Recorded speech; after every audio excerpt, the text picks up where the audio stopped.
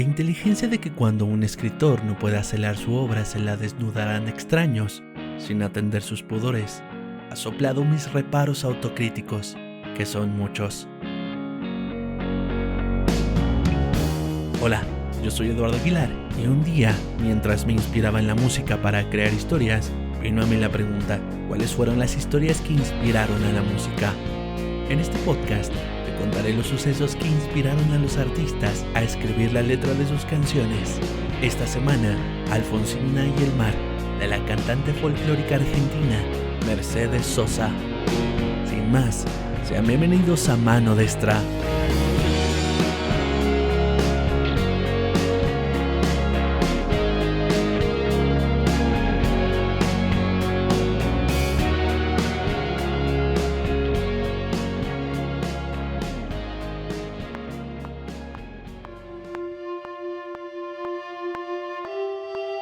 En el año 1969, a través del sello Philips, se publica el disco Mujeres Argentinas, de Mercedes Sosa, constituida sobre 8 temas absolutamente independientes, en un principio, por los personajes a los que se le hace referencia en cada canción, pues en cada una se narra la vida de 8 mujeres poderosas. Sin embargo, hay una que salta a la vista, Alfonsina y el mar, una de las canciones más dulces del repertorio folclórico argentino. Para sorpresa de muy pocos, su letra es el relato de una tragedia. Félix Luna y Ariel Ramírez lograron amalgamar la música con versos de amarga ternura, tal como sería la vida de la poetisa Alfonsina Storni.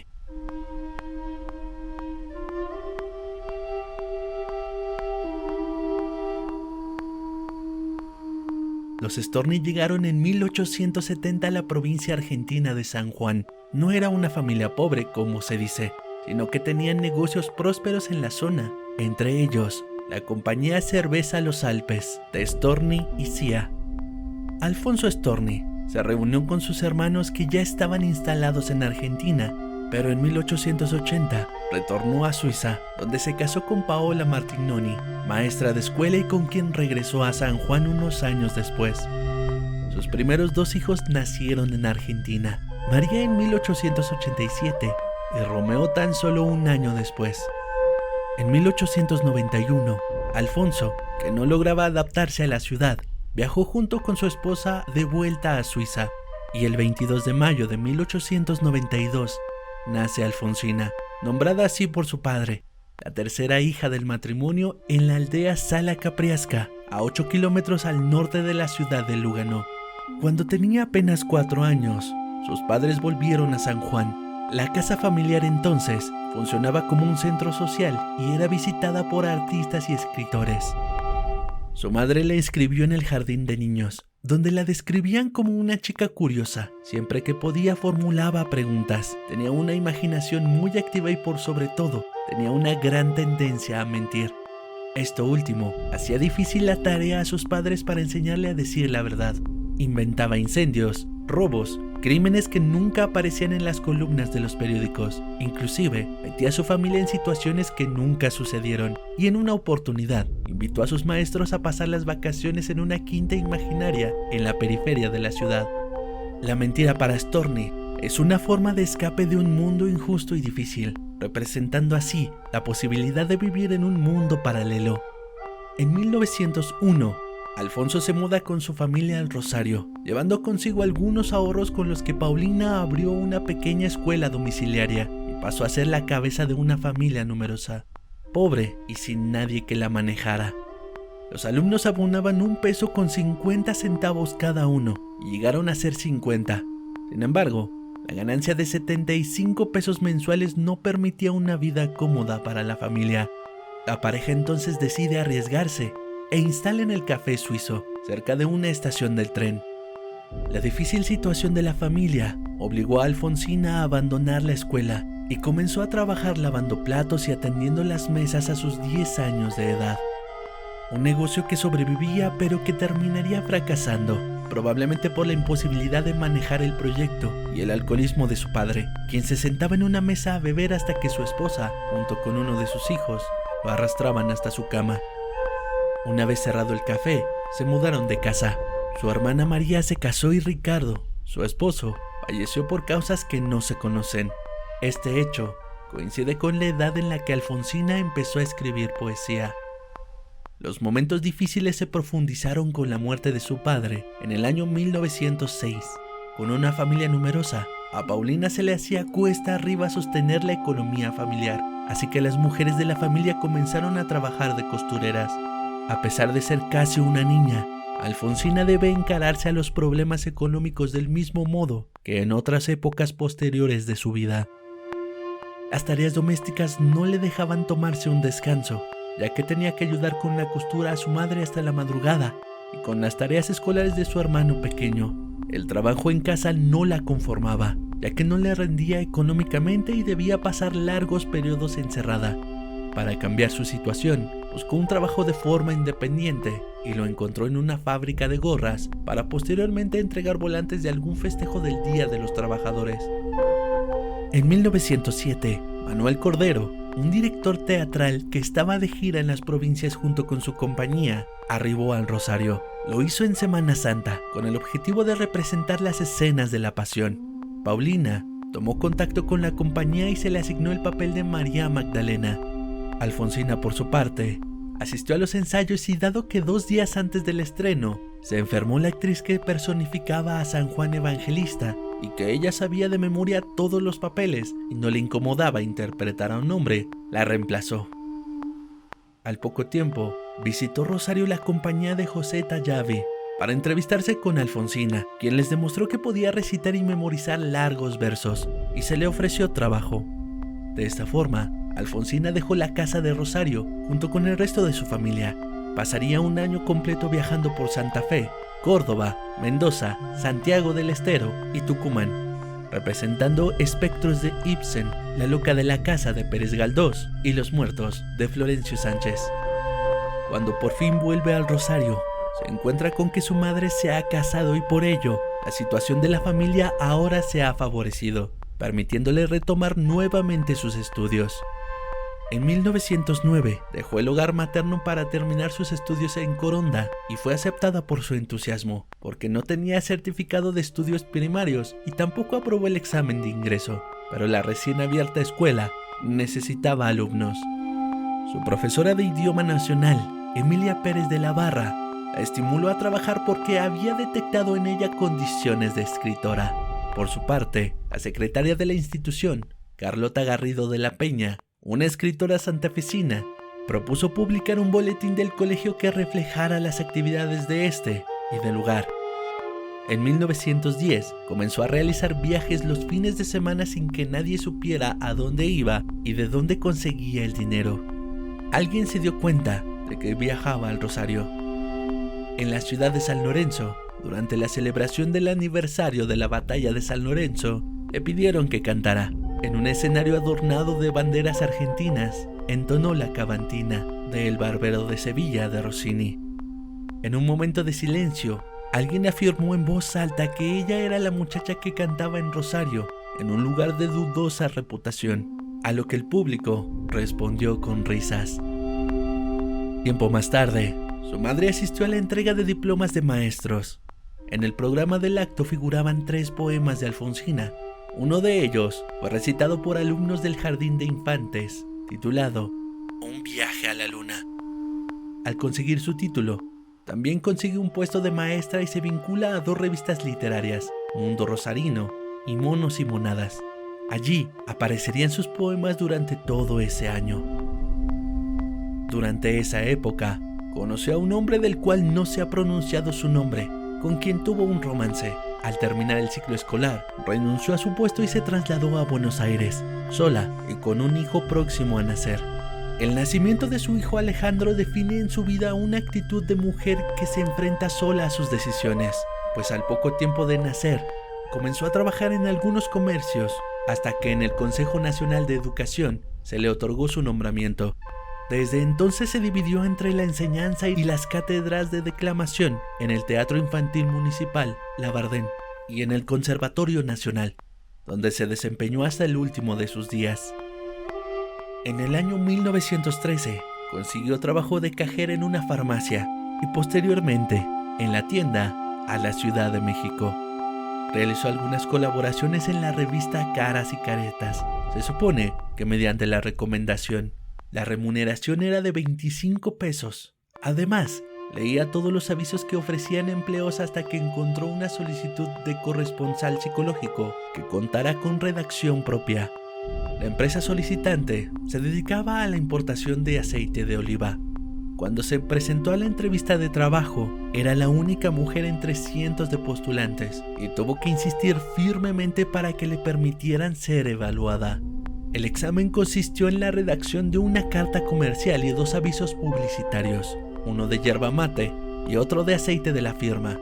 Al cabo de unos días, le notificaron que era la elegida, pero por ser mujer, su sueldo fue de 200 pesos mensuales, cuando al anterior empleado le pagaban 400, y su labor era de responder cartas de quejas y consultas de los clientes.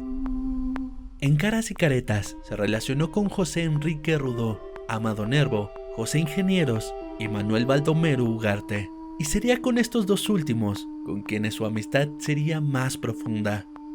Con este empleo, su situación económica mejoró, por lo que pudo realizar viajes frecuentes a Montevideo, donde conoció a la poeta uruguaya Juana de Ibarboró y al que sería su gran amigo, el escritor también uruguayo, Horacio Quiroga. Quiroga le recomendó en una carta a José María Delgado viajar a Buenos Aires para conocer a Alfonsina y conversar sobre su poesía. Además, comenzó a frecuentar el cine con ella y los 2 hijos de ambos.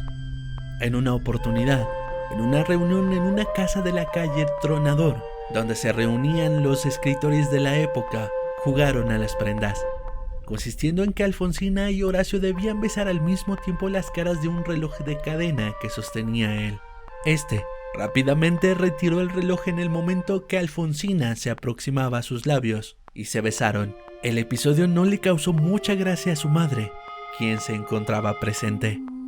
Alfonsina acompañaba a Quiroga a las tertulias literarias y a escuchar música. A los 2 les gustaba Wagner. Frecuentemente viajaban a Montevideo y se tomaron fotografías, donde aparecen muy alegres. Los viajes se realizaron porque Quiroga fue adscrito al consulado uruguayo y siempre lo hacía acompañado de intelectuales femeninas. En 1916, comenzó a hablar en público y a frecuentar círculos literarios cuando su nombre trascendió con la aparición de La Inquietud del Rosal, libro que inició su ciclo poético y que fue escrito en su trabajo mientras dictaba órdenes y correspondencias a la mecanógrafa. En él, expresaba sus deseos como mujer describiendo su condición de madre soltera sin ningún tipo de complejo. En un encuentro que tuvo con el poeta Félix Visillac, le leyó los versos que en él se plasmaban. Al terminar, este le propuso acompañarla a la imprenta de Miguel Calvello, quien aceptó imprimir el libro a cambio de 500 pesos por 500 ejemplares. Alfonsina aceptó, pero nunca pagó la cuenta porque no logró reunir el dinero. El libro no tuvo una buena aceptación. La revista Nosotros, de Roberto Giusti y Alfredo Bianchi, le dedicó media página en marzo de 1916 diciendo: libro de una poeta joven que no ha logrado todavía la integridad de sus cualidades, pero que en el futuro ha de darnos más de una valiosa producción literaria. A raíz de algunas críticas de sus jefes en su trabajo de corresponsal psicológico, quienes no veían bien que la escritora de un libro que lindaba con la inmoralidad trabajase ahí, tuvo que renunciar. Le prometieron dejarla seguir si les aseguraba que no volvía a repetirse, pero ella no lo aceptó. La publicación de este libro le permitió ingresar a los cenáculos de escritores, como la primera mujer en integrarlo. Además, la ayuda del poeta Juan Julián Lastra y las colaboraciones en Caras y Caretas le permitieron relacionarse con los editores de la revista Nosotros, una revista literaria que reunía a los escritores más conocidos. A las reuniones asistía llevando su libro como una carta de presentación. Alfonsina comienza a ganar espacios en este mundo de hombres y en 1921 ya es conocida como poetisa y se crea para ella una cátedra en el Teatro Municipal Labardén. 2 años después, es profesora de lectura y declamación en la Escuela Normal de Lenguas Vivas e interviene en la creación de la Sociedad Argentina de Escritores. Amado Nervo El poeta mexicano paladín del modernismo junto con Rubén Darío publicó sus poemas también en Mundo Argentino, y esto da una idea de lo que significaría para ella, una escritora sin reconocimiento aún, el haber llegado hasta aquellas páginas. Eran épocas de crisis, en las que la poesía no alcanzaba para vivir. Para complementar sus actividades, Storni escribía gratis para el periódico La Acción y en la revista Proteo. Buscó un trabajo más rentable y consiguió ser directora del colegio Marcos Paz, que funcionaba en una casa rodeada de un gran jardín, y además tenía una biblioteca con más de 2000 libros que le permitieron completar sus lecturas. Su voluntad no la abandonó y siguió escribiendo. En 1918 publicó El Dulce Daño y el 18 de abril de ese año se le ofreció una comida en el restaurante Génova, donde se reunían mensualmente el grupo de Nosotros, y en esa oportunidad se celebró la aparición de su obra. Los oradores fueron Roberto Giusti y José Ingenieros, su gran amigo y protector, y a veces su médico. Alfonsina se estaba reponiendo entonces de la gran tensión nerviosa que la había obligado a dejar momentáneamente su trabajo en la escuela, pero su cansancio no le impidió disfrutar de la lectura de su poema Nocturno. En 1923, la revista Nosotros, que lideraba la difusión de la nueva literatura argentina y con un hábil manejo formaba la opinión de los lectores, publicó una encuesta dirigida a los que constituían la nueva generación literaria. La pregunta estuvo formulada sencillamente: ¿cuáles son los 3 o 4 poetas nuestros, mayores de 30 años, que usted respeta más? Alfonsina Storni tenía en ese entonces 31 años recién cumplidos, la edad límite exigida para constituirse en maestro de la nueva generación. Su libro, Languidez, había merecido el Premio Municipal de Literatura de la Ciudad de Buenos Aires y el segundo Premio Nacional de Literatura, lo que la colocaba muy por encima a sus pares. Muchas de las respuestas a la encuesta de Nosotros coincidieron en uno de los nombres: Alfonsina Storni. En 1925 se publica Ocre, un libro que marca un cambio decisivo en su poesía. Desde hace 2 años, es profesora de literatura y declamación en la Escuela Normal de Lenguas Vivas, y su postura como escritora está absolutamente afianzada entre el público y sus iguales. Por aquella época, muere José Ingenieros, y esto la deja un poco más sola. Una tarde, la chilena Gabriela Mistral llega a tocar la puerta donde habitaba Alfonsina. Le había hablado por teléfono antes de ir y le impresionó gratamente su voz, pero le habían comentado que sus rasgos no eran muy agraciados, por lo que esperaba una cara que no congeniara con la voz. Cuando la puerta se abre, pregunta por Alfonsina, porque la imagen con la que se encuentra no coincide con la advertencia. Ojos azules, una nariz empinada, piel rosada y una hermosa cabellera de hilos plateados, como luz de luna al mediodía. El encuentro debió ser importante para la chilena, ya que publicó su relato en ese año en el Mercurio. En esta época elaboró sus teorías acerca de la relación entre hombres y mujeres, con el objetivo de volcarlo en una obra teatral. El resultado se vio reflejado el 20 de marzo de 1927, cuando se estrenó su obra de teatro El Amo del Mundo, que despertaba las expectativas del público y de la crítica. El día del estreno asistió el presidente Alvear con su esposa, Regina Pacini. Al día siguiente, la crítica se ensañó con la obra, y a los 3 días tuvo que ser cancelada. Este fracaso fue difícil para ella, que ya venía de 10 años de elogio por cada libro de poemas, y ahora estaba exponiendo sus verdades más íntimas. El argumento de la obra es una síntesis de su vida. La mujer que ha sido madre revela su secreto al hombre de quien se enamora, y este termina prefiriendo contraer matrimonio con otra, de no muy buen pasado pero sin hijos. La mujer termina ayudando a su rival a conquistar al hombre que ama y confiesa la verdad del origen de su hijo, a quien dedica el resto de su vida. En 1928, el poeta Francisco López Merino toma su propia vida. Storni era su amiga. Se habían conocido en el vestíbulo de un hotel en Mar de Plata durante una celebración literaria. Ese mismo año en Rosario se intensificarían sus manías y el delirio de persecución con el que había estado lidiando desde hace años. Se cree que se reprochaba el hecho de no darle un padre a su hijo. Se sentía observada por los meseros de los cafés, los trabajadores de los tranvías y casi todo ciudadano normal que se cruzara con ella. En 1931, el intendente municipal nombró a Alfonsina jurado y es la primera vez que ese nombramiento recae en una mujer. Alfonsina se alegra de que comiencen a ser reconocidas las virtudes que la mujer, esforzadamente, demuestra. En 1934, también publicó, después de 8 años, un nuevo libro llamado Mundo de 7 Pozos, una recopilación de poemas que dedicó a su hijo Alejandro. Gabriela Mistral, al leer el libro, comentó que poetas como ella nacen cada 100 años. La foto de la tapa estaba dedicada a María Müller y era una prueba de cómo le gustaba lo que la vida le ofrecía a los 40 años. Lucía el pelo corto y la cabeza inclinada con coquetería y el brazo extendido en forma graciosa. Ese verano lo pasó en Real de San Carlos con su amiga Fifi. Realizó largos paseos por el río descalza.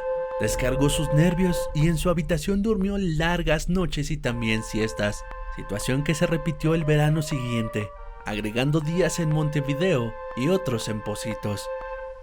En ese verano dieron comienzo sus problemas de salud.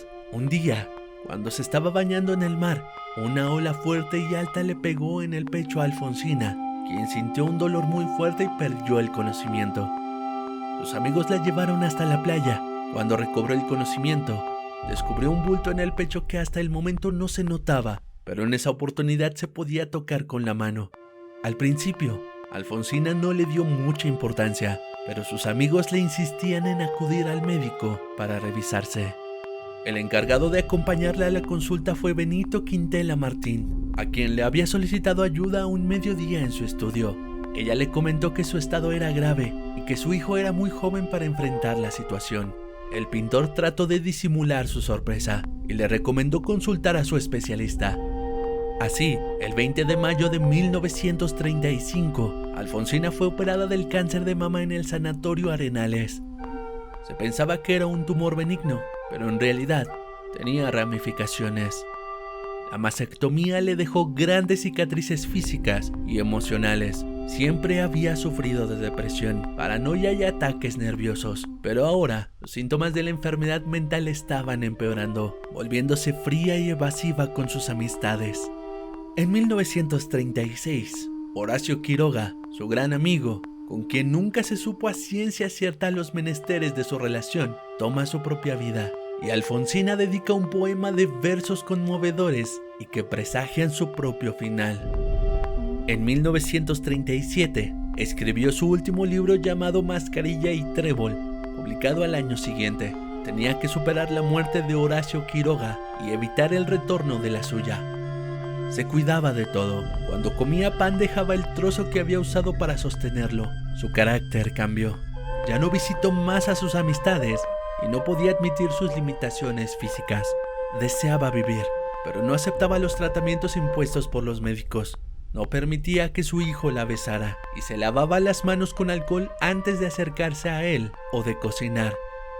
En enero de 1938, Alfonsina pasó sus vacaciones en Colonia y recibió el 26 de ese mes una invitación del Ministerio de Instrucción Pública uruguayo que intentaba reunir en un mismo acto a 3 grandes poetas del momento, Juana de Ibarboró, Gabriela Mistral y ella. Cuando escribió su libro en el concurso de poesía, le preguntó al director de la Comisión Nacional de Cultura, Juan José de Urquiza, ¿y si uno muere, a quién le pagan el premio? A mediados de ese año, apareció una antología poética con sus poemas preferidos. Otro suceso fue una solicitud a su amiga Fifi para hospedarse en su casa real de San Carlos, pero esta le dijo que en esos días tenía visitas y Alfonsina resolvió viajar a Mar de Plata. Cuando su amiga le pidió que no fuera porque esa ciudad le alteraba bastante, respondió, ¿tenés miedo de que muera en tu casa? Así, el 18 de octubre de 1938 viajó a Mar de Plata. Cuando el tren partió, le dijo a su hijo que le escribiese, que lo iba a necesitar. Alfonsina le escribió 2 cartas de contenido ambiguo a su hijo, el 19 y 22 de octubre, en las que parecía que luchaba contra la decisión de terminar con su vida. El jueves 20, Escribió todo el día en el hotel. Escribió todo ese día y el siguiente, hasta que el dolor en el brazo le impidió continuar. Sin embargo, continuó después de todo y la mañana del sábado despachó una carta en el buzón que contenía el que sería su último poema, Voy a dormir. El lunes le solicitó a la mucama que escribiese por ella una carta para Alejandro, su hijo, puesto que el dolor de su mano ya era insoportable, y a las 11:30 se acostó a dormir. Aproximadamente a la 1 de la mañana del martes 25 de octubre de 1938, Alfonsina Storni abandonó su habitación y se dirigió a la playa La Perla. Esa noche, un mal presentimiento impidió que su hijo Alejandro pudiera dormir. Temprano en la mañana, la mucama golpea la puerta del dormitorio para darle a Alfonsina el desayuno y no obtiene respuesta, por lo que piensa que es buena idea no insistir y dejarla descansar. A las 8 de la mañana, 2 obreros de la dirección observaron algo flotando a 200 metros de la playa que podría tratarse de una persona. Uno de ellos se adentró en el agua, mientras que el otro denunciaba todo a la policía. Llevaron el cuerpo a la orilla y una ambulancia lo trasladó a la morgue, donde fue examinada por un médico quien reconoció a Alfonsina Storni de inmediato cuando destapó el cuerpo. Los medios de comunicación rápidamente dieron la noticia, enterándose así su hijo y confirmándolo por teléfono más tarde. Las versiones sobre la muerte de Alfonsina Storni varían. Hay quien dice que se internó lentamente en el mar, haciéndolo ver todo con tintes más románticos. Otra afirma que se arrojó a las aguas desde el muelle, debido a que se encontró uno de sus zapatos, el cual se había enganchado con uno de los hierros. Alfonsina y el mar narra en sus versos los últimos instantes de vida de Storni y también las interrogantes que nunca tuvieron respuesta y que se expresan en ella de una manera donde la realidad y la ficción se ven distorsionadas, pero al mismo tiempo de una forma muy directa. Solo sabrá Dios qué angustia la acompañó, qué dolores viejos cayó su voz, como para recostarse arrullada en el canto de las caracolas marinas.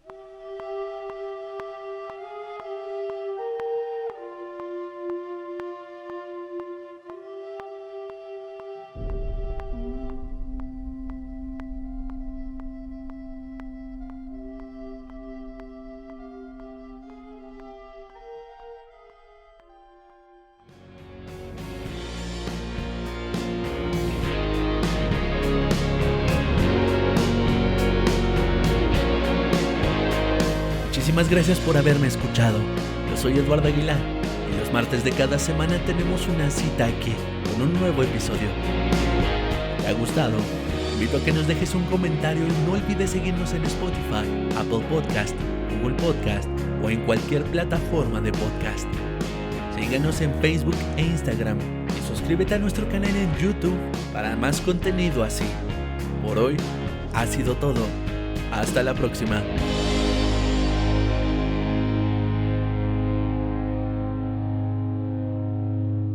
Este programa fue una producción de Kraken Studios.